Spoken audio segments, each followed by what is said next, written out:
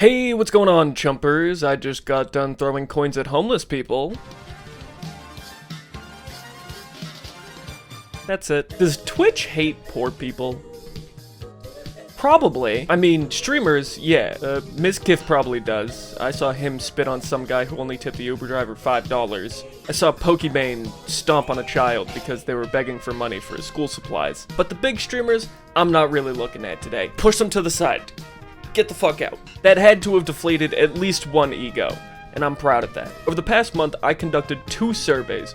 One, which went out to smaller streamers, and one that went out to viewers of said streamers. And I know what you may be thinking. Chump, numbers are so boring. We're gonna give you a swirly, shove you in the locker, and give you a wedgie from the top of the flagpole. Please don't. But also, these ones are pretty cool. Or at least I'm going to try to present them in a fashion that isn't boring as shit. Because while the answer may seem obvious, yes, obviously, if you are rich, you'll probably do well on Twitch. It just isn't that simple. Starting off with the streamer survey, I did not let streamers know what I was surveying for. I didn't want there to be any joking answers that would be able to affect the results of the survey. So questions like how would you rate your experience on Twitch and what type of content do you stream really aren't that pertinent in comparison to stuff like viewership, sub count, and follower count to the question of this video. What I tried to find with this survey was basically how much money do you spend on your setup and how does this reflect into your viewership, your follower count, and so on. I also tried to account for things that may take streamers away from streaming, such as schoolwork, other responsibilities. So, if you're a new streamer and you're wondering how much it costs for the average setup, I'll tell you right now, actually. So the average streamer PC from 157 streamers is about $1,305. And then we also have streamer setup prices. So this is stuff like your keyboard, your peripherals, a stream deck, lighting, your background if you have one. Like, see right here, I have my little shelf. And again, from 157 streamers, the average cost of a setup is about $481. And altogether, your setup along with PC average cost is around $1,800. And here's actually where I ran into a problem with my surveys. The thing is, while I do know some stuff about numbers and stats, sometimes stuff doesn't add up and I feel like a fucking idiot. Stupid. Because see, the issue with my method here was I was trying to point out that, wow, look at how much money this person spends. Look at how much... The goal of this process was to be like, oh my god, look at how much money this person spends. Look at how many average viewers this person has. Twitch hates poor people. But just off this alone, if we look at the data sheet here, right? What is your current average viewership? Okay, this person says about 100 to 120. But then, you move down the line, and they spent between 500 and 1,000 on their PC, and 0 to 200 on their setup. And that would mean that for 100 to 120 viewers, you would only have to spend around $850 on a PC. But that's not necessarily the case. Because if we just go 3 surveys below, we see what is your average viewership? 4. We go over a bit, and they spent significantly more. In that survey, it would mean you would have to spend $2,250, which is above our average, in order to get 4 viewers. And so, I'm not going to lie, this survey was ass. It was terrible.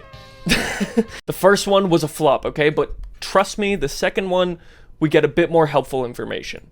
For the past year, I have constantly stared at statistics. Post-stream summaries, TikTok like view ratios, YouTube impressions, how many people tried to ratio me in the replies of my tweets. I used to be happy looking at these things. When that average viewer line went up, so the little chemicals in my brain that told me it was all worth it. Canceling plans with friends, skipping dinner with family, staying inside for days on end, as if there wasn't a whole world at all. It got addictive. Because looking at averages in the streamers, there's so much variability. You could spend $3,000 on a computer, but if all you're doing is streaming and not posting on other social medias or networking, then yeah, your average viewership isn't going to grow. That makes sense. And that was something that I wasn't thinking about when I conducted the first survey. And then I thought, why don't we ask the viewers? I mean, these are the people that are literally deciding the number. They make up the average viewership that I was originally trying to go off of. And so in this viewer survey, I asked questions that were a little more direct. I asked people who were their favorite streamers, what is the main way that they discover these streamers, what traits do they exhibit, and then I went into questions about important parts of the stream. I listed a whole bunch of qualities that make up a stream, and I asked them to rate these things 1 to 10 as to how important they were in deciding whether or not you click on or off the stream. So we start off with stuff that is more material, that would cost more, such as mic quality, quality of a camera, even how important is a camera. And then I went in and dipped into more personal things, stuff like the streamer's humor, how, you know, comforting vibes do they give, their originality with their content. And I'm not gonna lie, okay? A lot of people said that I was their main streamer, and that gave me an ego boost. Lying is good when it means that you're making me feel better about myself, and I thank you. And I will say, right now, that these numbers aren't really representative of the whole of Twitch, and I apologize for that. However, you can help by liking and subscribing, sharing out this video, and helping me increase my sample size, because we only had about 75 people respond to the viewer survey. I cannot give worldwide advice off of 75 people. Although I do appreciate those who, you know, took place. I mean, so if you like this video and you like more numbers survey-based stuff, please help me out. Just subscribe. Just notifications and, you know, all that dumb shit. Sorry, back to the video, the part that you care about. I'm sorry. It's been really hard, you know, just like not making a lot of money through Twitch and YouTube and stuff, and you know, if you don't like and subscribe, then you're saying that you hate me as poor people. You hate me, the poor person. So, it's weird. So the results of this viewer survey showed that people don't care about material stuff. When asked about importance of mic quality, the average was about a 6.6 out of 10. When asked about how important a face cam is, people did not fucking care at all. They don't care about your face. The quality of the face cam isn't that important, 4.93 out of 10. How important is PC quality, 7.03 out of 10. And then we start to get into the streamer themselves. The more personal aspects that you probably think of when you think of your favorite streamer. So stuff like the streamer's humor has the highest rating of importance. It is at a 9.29. Second in importance to streamers is the community. How welcome the community is for new viewers, and that's at about an 8.2 out of 10. Surprise, surprise, Twitch viewers don't fucking care about originality.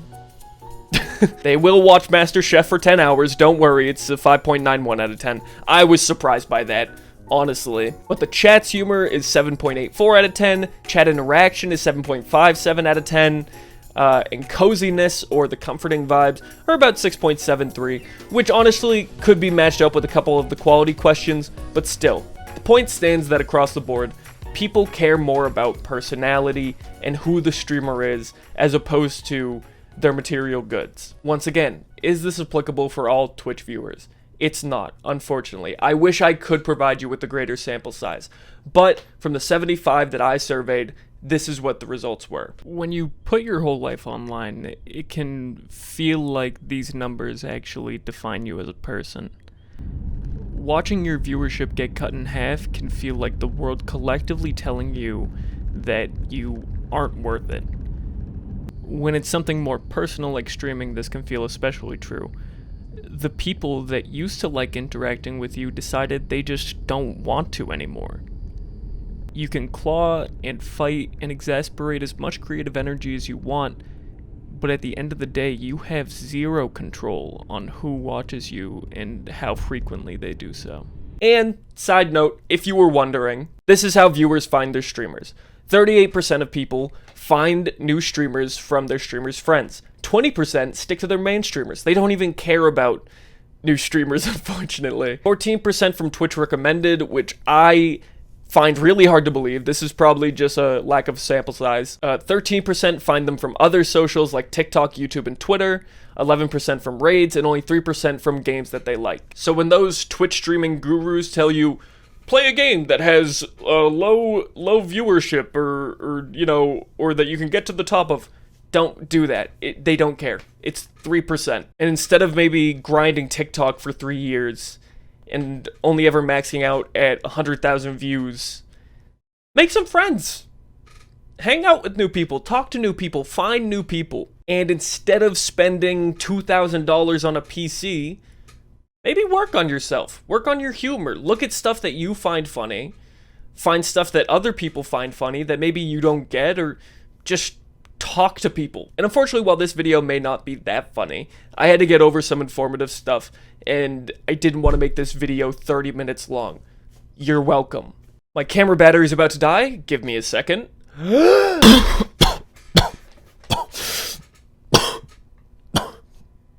So, the question is answered. Does Twitch hate poor people? The company, yeah, for sure, yeah. But the viewers, the community, the people that you care about, they don't care about high-tech stuff. They just want a cool guy. Or a cool gal. A cool person. A cool, furry VR tuber with a fat ass. Anything. And for viewers, the nenext time your favorite 50k Andy is begging for Prime subs because they have to pay off their Lamborghini because they didn't look up how much a Lamborghini cost before their personal assistant went and bought it for them, maybe hold on to it. Save it for somebody with a tenth of their viewership, and I promise you, it'll mean much more to them than it does to Mizkif. Just don't Prime sub to Mizkif. You know that saying of, I wish I knew then what I know now? It's corny as fuck, I know, and frankly it only sounds more pretentious as I overlay it with footage I took driving around while on a DoorDash shift, but I feel like it holds some sentiment here. For the past year, I have been constantly staring at statistics. Of course, I still am, but I've retired the idea that I need to live by these numbers. I've retired the process of sitting at my computer 24/7 in case someone needs me for a stream, or getting the jump on a new topic, etc., etc. Success in content isn't a numbers game. I have had too many good streams feel awful because the viewer count was too low, or YouTube videos that I worked on feel tarnished due to a lack of views. These numbers don't define you. They don't define your content. If you aren't having fun, it isn't a dream job. Instead, you're subjecting yourself to the same concept of work you fear outside of streaming. Fuck these numbers. Just have fun. Thank you.